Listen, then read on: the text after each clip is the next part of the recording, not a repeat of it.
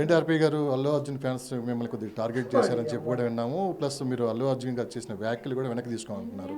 అంటే అతనుకున్న అభిప్రాయం అతను చెప్పారు అల్లు అర్జున్ గారు. మీరెందుకు అల్లు అర్జున్ గారిని అంత కాంట్రవర్సీగా మాట్లాడటం?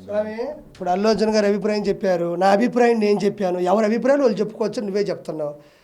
ఇప్పుడు ఎదుటోళ్ళు చెప్పింది అభిప్రాయం, నేను చేసింది అవమానం అవుతుందా? ఎదుటోళ్ళు అభిప్రాయం చెప్పారు, నా అభిప్రాయం నేను చెప్పుకున్నా. నా అభిప్రాయం నేను చెప్పడంలో ఏమైనా బూతులు ఉన్నాయా? నేను ఏమైనా టార్గెట్ చేశానా?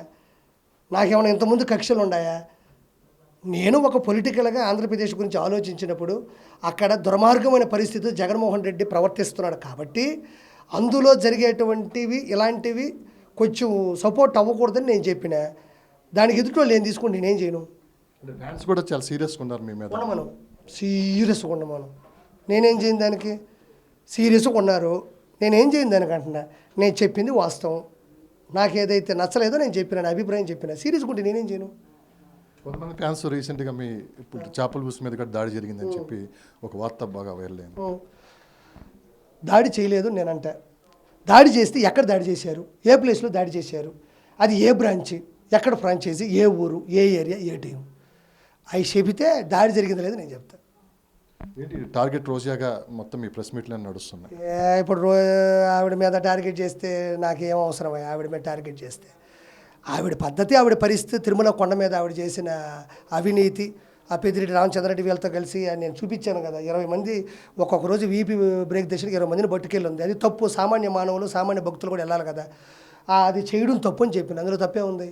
అందులో చాలామందిని అడిగాను నేను ఇప్పుడు పేరు నాని నడతా, కొడాలి నాని నడతా, ఎవరినైనా ప్రశ్నిస్తాను. నేను జగన్మోహన్ రెడ్డిని ప్రశ్నించడాన్ని.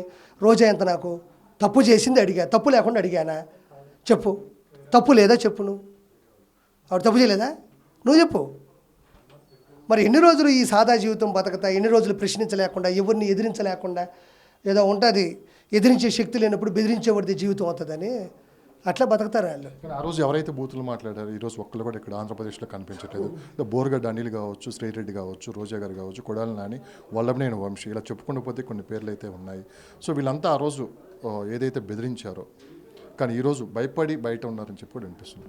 వాళ్ళందరూ అంటే వాళ్ళకప్పుడు వాళ్ళకి అర్థం కాల మనం ఏం చేస్తున్నామంటే, ఏముందలే 150 సీట్లు వచ్చాయని, ఎంపీ సీట్లు కూడా గట్టిగా ఉన్నాయి, మనకి ఇంకా రానున్న రోజుల్లో కూడా మన ప్రభుత్వం ఉంటుందని వాళ్ళు అహంకారంతో బతికారు.